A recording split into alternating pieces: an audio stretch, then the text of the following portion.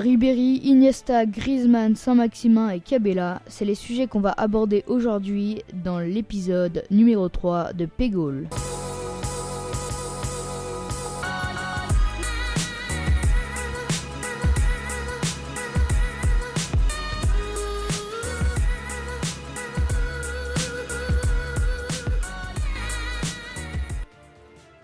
Donc avant que ça commence, je voulais déjà vous remercier pour le dernier épisode qui a encore une fois très très bien marché.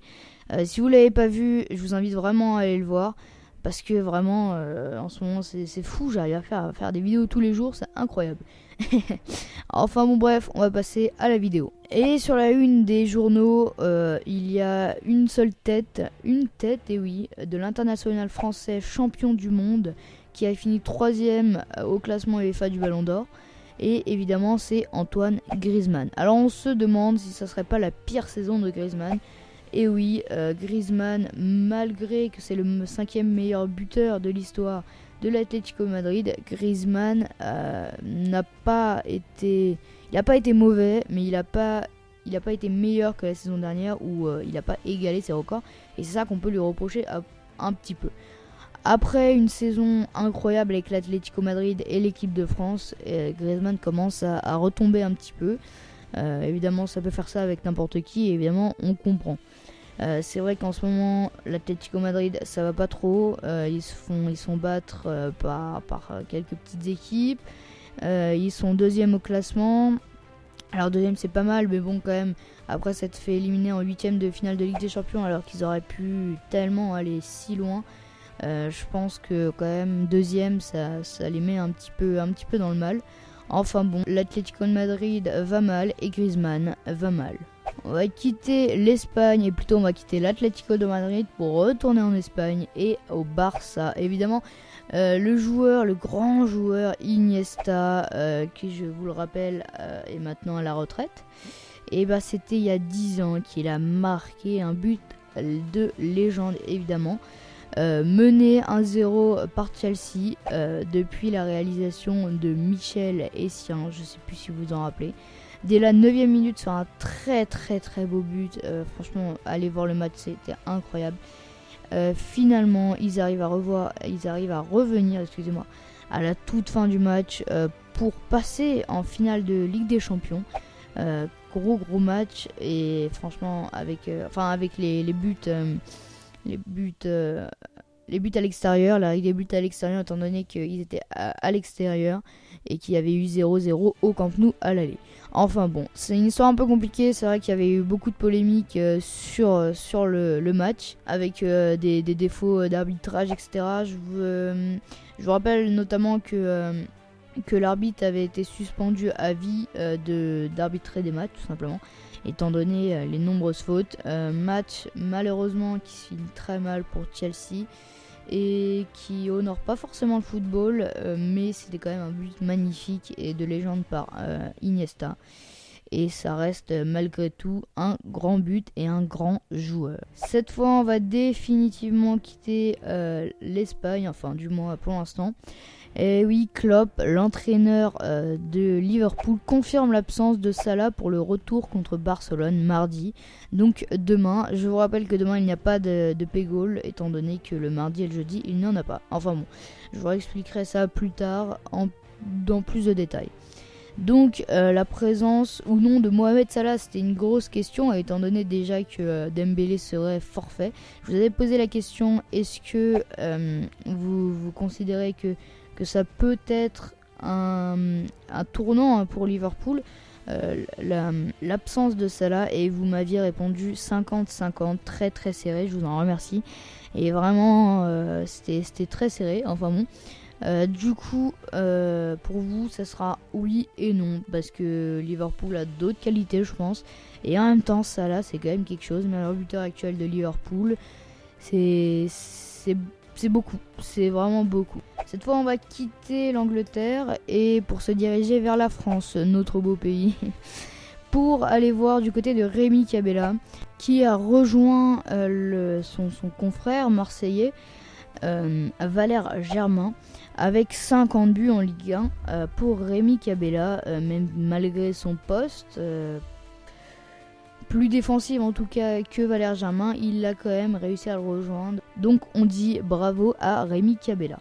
Et la nouvelle qui vient de tomber pour Alain Saint-Maximin, le joueur de l'OGC Nice, qui a fait une déclaration un petit peu choc, même si on pouvait s'en douter, qui a dit qu'il était prêt à passer un cap.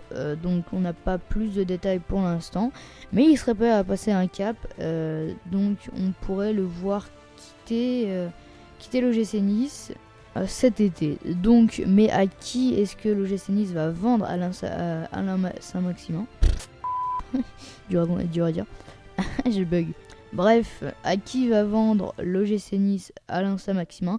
C'est la question qu'on peut se demander, et j'imagine qu'on va avoir la réponse dans quelques semaines, voire quelques mois, mais enfin bon. Le joueur à l'OGC Nice avait inscrit que 6 buts en Ligue 1 cette saison. Alors insuffisant certes, mais du coup, au vu des performances moyennes de Alain Saint-Maximin et du fait qu'il voudrait passer un cap, je pense que évidemment il n'y a pas de souci pour que ça se fasse. Et Ribéry maintenant, et oui Ribéry qui s'est fait transférer au Bayern, non. Il s'est fait transférer au Bayern Munich. Il pourrait se faire transférer vers le Golfe ou la Chine. Je vous rappelle que bon, il n'a pas totalement raccroché les crampons, mais évidemment, il a en quelque sorte raccroché les crampons parce que c'est évidemment pas pour le football qu'il ira en Chine. Enfin bon, on va pas parler plus. Donc je vous rappelle qu'il avait passé 12 ans au Bayern de Munich, énorme. Enfin bon, si vous voulez plus d'infos, allez voir la dernière vidéo Pégol 2 qui normalement sera dans la description. Mais alors on va se concentrer un petit peu plus sur la Champions League évidemment. Liverpool-Barcelone, on s'attend à un gros match comme au match aller. Même si Barcelone avait en quelque sorte écrasé Liverpool, même si au vu du match, Liverpool avait quand même réalisé mais un petit peu de chance, un petit Lionel Messi par-ci. Et ça fait un petit 3-0. Alors je vais vous demander quelle sera l'issue de ce match Liverpool-Barcelone. C'est une question qu'on peut se poser et qui demande à y réfléchir. Donc quelle sera l'issue du match Liverpool-Barcelone? Alors moi je serais plutôt favorable à Liverpool chez eux. Je verrais bien un 1-0 ou un 2-1. Et du coup avec victoire de Barcelone évidemment à la fin. Du coup demain on va faire... Ah bah non demain merde il n'y a pas de... Ok. Non bref, je pars un peu en couille en ce moment. Du coup demain, après-demain, on parlera un petit peu plus d'Ajax Amsterdam et de Tottenham. Et je sais pas si je vous le rappelle, j'avais parlé des gros chocs de Ligue 1. Et les gros chocs de Ligue 1 sont finis, et oui.